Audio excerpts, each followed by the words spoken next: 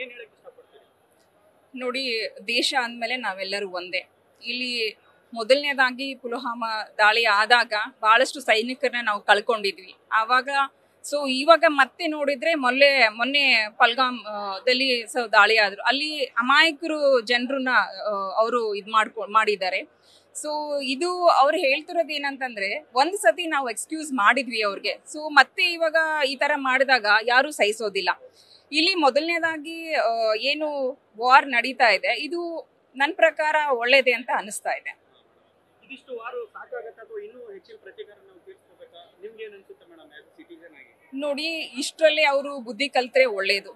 ಯಾಕಂತಂದ್ರೆ ಇಲ್ಲಿ ನಾವು ಪ್ರಾಣಕ್ಕೆ ಪ್ರಾಣ ಅನ್ಕೊಂಡು ಹೋದ್ರೆ ಇಲ್ಲಿ ಜಾಸ್ತಿನೇ ಆಗುತ್ತೆ. ಇಲ್ಲಿ ನಮ್ಮ ಸೈನಿಕರು ನಾವು ಕಳ್ಕೊಬೇಕಾಗತ್ತೆ. ಅಲ್ಲೂ ಬಹಳಷ್ಟು ಜನ ಮುಗ್ಧರು ಹೋಗ್ತಾ ಇರ್ತಾರೆ.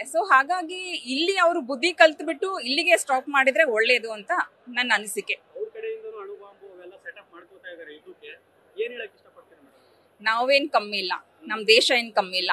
ನಮ್ ದೇಶನೂ ಎಲ್ಲದಕ್ಕೂ ರೆಡಿ ಇದೆ. ಎಲ್ಲಾ ಕಡೆನೂ ನಮ್ಗೆ ಸಪೋರ್ಟ್ ಸಿಗ್ತಾ ಇದೆ. ಅಮೆರಿಕದಿಂದ ಇರ್ಬೋದು, ಮತ್ತೆ ಬೇರೆ ಕಡೆಯಿಂದನೂ ಸಪೋರ್ಟ್ ಮಾಡ್ತೀನಿ ಅಂತ ಹೇಳಿದ್ದಾರೆ. ಬಟ್ ನಮ್ ದೇಶ ತುಂಬಾ ಸ್ಟ್ರಾಂಗ್ ಆಗಿದೆ, ನಮ್ ಸೈನಿಕರು ಬಹಳ ಸ್ಟ್ರಾಂಗ್ ಆಗಿದ್ದಾರೆ. ಇಂತಹ ಟೆರರಿಸ್ಟ್ ಗಳಿಗೆ ನೀವೇನ್ ಹೇಳಕ್ ಇಷ್ಟಪಡ್ತೀರಿ? ನಮ್ಮ ಭಾರತದ ಮೇಲೆ ಅಟ್ಯಾಕ್ ಮಾಡುವಂತ ಟೆರರಿಸ್ಟ್ ಗಳಿಗೆ ನೀವೇನ್ ಹೇಳಕ್ ಇಷ್ಟಪಡ್ತೀರಿ? ನಾನು ಅವ್ರಿಗೆ ಹೇಳೋದು ಒಂದೇ, ನೀವು ಯಾವ ಕಾರಣಕ್ಕೆ ಟೆರರಿಸ್ಟ್ ಆಗಿದ್ರೋ ಅದು ನಿಮ್ಗೆ ಗೊತ್ತು. ಇಲ್ಲಿಂದ ದೇಶಕ್ಕೂ ಒಳ್ಳೇದಲ್ಲ, ನಿಮ್ ಪ್ರಾಣನೂ ಹೋಗುತ್ತೆ, ಮತ್ತೆ ಮುಗ್ಧ ಜನರ ಪ್ರಾಣಗಳನ್ನು ತಗೊಂತೀರಾ. ಹಾಗೆ ನಿಮ್ಮ ಮನೆಯಲ್ಲಿ ನಿಮ್ಮನ್ನ ನಂಬ್ಕೊಂಡಿರುವಂತ ಹೆಂಡತಿ ಮಕ್ಕಳು, ತಾಯಿ ಮಕ್ಕಳು ಅವರೆಲ್ಲ ಅನಾಥ ಆಗ್ತಾರೆ. ಬಟ್ ಇದು ಒಳ್ಳೇದಲ್ಲ. ದೇಶಕ್ಕೋಸ್ಕರ ಅಟ್ಲೀಸ್ಟ್ ನಿಮ್ಗೆ ಒಂದು ಭಗವಂತ ಒಂದು ಜೀವ ಅಂತ ಕೊಟ್ಟಿದ್ದಾನೆ, ಅದನ್ನ ಒಳ್ಳೆ ರೀತಿಯಿಂದ ಉಪಯೋಗ ಮಾಡ್ಕೊಂಡು ದೇಶಕ್ಕೆ ಮತ್ತೆ ನಿಮ್ಮ ಮನೇಲಿ ಇರುವಂತ ಏನು ನಿಮ್ಮ ಫ್ಯಾಮಿಲಿಯವ್ರಿಗೆ ಒಳ್ಳೆಯವರಾಗಿ ಇರ್ಬೇಕು. ಇರೋದು 4 ದಿನ, ಅದಕ್ಕೆ ಯಾಕೆ ಇಂತ ಎಲ್ಲ ಕೆಟ್ಟ ಕೆಲಸಗಳು ಮಾಡಿ? ಅಲ್ಲಿ ಯಾವ ಧರ್ಮದಲ್ಲೂ ಒಬ್ಬರನ್ನ ಕೊಂದು ಮಾಡಿ ಅಂತ ಹೇಳ್ಬಿಟ್ಟು ಯಾವ ಧರ್ಮದಲ್ಲೂ ಹೇಳಿಲ್ಲ. ನಿನ್ನೆ ನೈಟ್ ಏರ್ ಸ್ಟ್ರೈಕ್ ಆಗಿದೆ. ಇದು ಏರ್ ಸ್ಟ್ರೈಕ್ ಇಷ್ಟಕ್ಕೆ ಸಾಕು ಅಥವಾ ಇನ್ನೂ ಹೆಚ್ಚಿನ ಪ್ರಮಾಣದಲ್ಲಿ ಯುದ್ಧ ಆಗ್ಬೇಕಾ? ನಿಮ್ಗೆ ಏನ್ ಅನ್ಸುತ್ತೆ ಒಬ್ಬ ನಾಗರಿಕರಾಗಿ ನಾವು ಹೇಳಕ್ ಇಷ್ಟಪಡೋದು ಅಂತ ಹೇಳಿ ಅಂತಂದ್ರೆ, ಮೊದ್ಲಿಂದನೂ ಪಾಕಿಸ್ತಾನ ಭಾರತ ಯುದ್ಧ ಆಯ್ತು, ಯಾವುದೇ ಇದ್ರೂ ಕೂಡ ಅಪೋಸಿಟ್ ಅಂತಾನೆ ಬಂದಿದೆ ಅಲ್ವಾ? ಅಂತದ್ರಲ್ಲಿ ಏನೇ ಆಗ್ಲಿ ಅಂತ ಹೇಳಿ ಅಂತ ಅವ್ರ ಪಾಡಿಗೆ ಅವ್ರು ಇದ್ರು, ನಮ್ಮ ಪಾಡಿಗೆ ನಾವಿದ್ರು. ನಮ್ಮ ಏನು ಟೂರ್ ಹೋಗಿರ್ತಕ್ಕಂಥ ನಮ್ಮ ಜನಗಳ ಮೇಲೆ ಅವರು ನಕ್ಸಲರು ಬಂದು ಗುಂಡಾಕಿ ಕೊಲೆ ಮಾಡಿ ಆ 26 ಜನಕ್ಕ ಸಾಯಿಸಿದ್ದಾರೆ. ಆ ಒಂದು ಪ್ರಾಣಕ್ಕೆ ನಾವು ಏನಾದ್ರೂ ಪ್ರತಿಕಾರ ತಗೋಬೇಕಲ್ವಾ? ನಾವೇನು ಅವ್ರ ತಂಟಕ್ಕೆ ಹೋಗಿ ನಾವೇನು ಯುದ್ಧ ಮಾಡಿರ್ಲಿಲ್ಲ, ಅಲ್ಲಿ ಇರೋ ಪಾಕಿಸ್ತಾನದವ್ರಿಗೆ ನಾವೇನು ತೊಂದರೆ ಮಾಡಿರ್ಲಿಲ್ಲ. ಮತ್ತೆ ನಮ್ಗೆ ದ್ವೇಷನೇ ಮಾಡ್ತಾರಂತಂದ್ರೆ ನಾವು ದ್ವೇಷ ಮಾಡ್ಲೇಬೇಕಾಗುತ್ತಲ್ವಾ? ಹಂಗಾಗಿ ನಿನ್ನೆ ಒಂದು ಏರ್ ಸ್ಟ್ರೈಕ್ ಆಗಿದೆ. ಆ ಏರ್ ಸ್ಟ್ರೈಕ್ ಅಲ್ಲಿ ಸುಮಾರು 80 ಜನ ಪಾಕಿಸ್ತಾನಿ ನಕ್ಸಲೈಟ್ಸ್ ಏನೋ ಡೆತ್ ಆಗಿದ್ದಾರೆ ಅಂತ ಹೇಳಿ ನಂಗೆ ಬಂದಿರೋ ಸುದ್ದಿ ಪ್ರಕಾರ. ಇಷ್ಟಕ್ಕೆ ಅವರನ್ನು ಕೂಡ ಸುಮ್ಮನಾದ್ರು ಅಂತಂದ್ರೆ ಓಕೆ.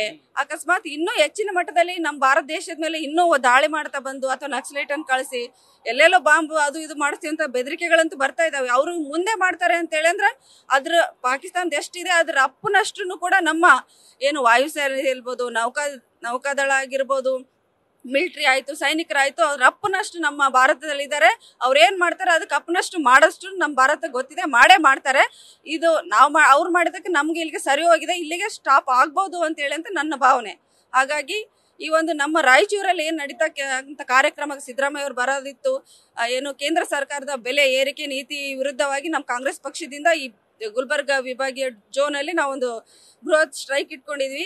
ಆ ಒಂದು ಕಾರಣದಿಂದನೇ ಕೂಡ ನಾವು ಇವತ್ತು ಸಿದ್ದರಾಮಯ್ಯ ಅವರು ಘೋಷಣೆ ಮಾಡಿದ್ದಾರೆ ಈ ಒಂದು ಕಾರ್ಯಕ್ರಮ ರದ್ದಾಗಿದೆ ಅಂತ. ಹಂಗಾಗಿ ನಾವೆಲ್ಲರೂ ಬಂದು ಏನು ನೆರೆದಿದ್ವಿ, ಕೊನೆಯ ಗಳಿಗೆಯಲ್ಲಿ ನಮ್ಮ ಕಾರ್ಯಕ್ರಮ ರದ್ದಾಗಿದೆ.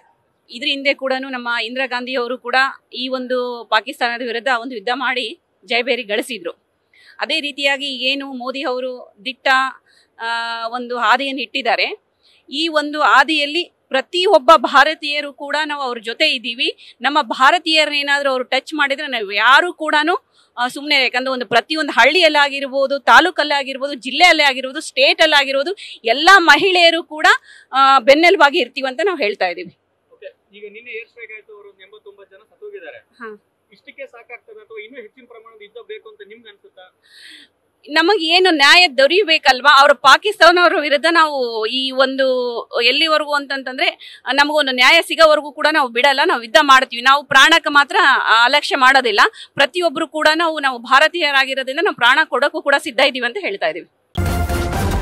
ನ್ಯೂಸ್ ಫಸ್ಟ್, ನಿರ್ಭೀತಿಯಿಂದ ನಿಮ್ಮ ಪರವಾಗಿ.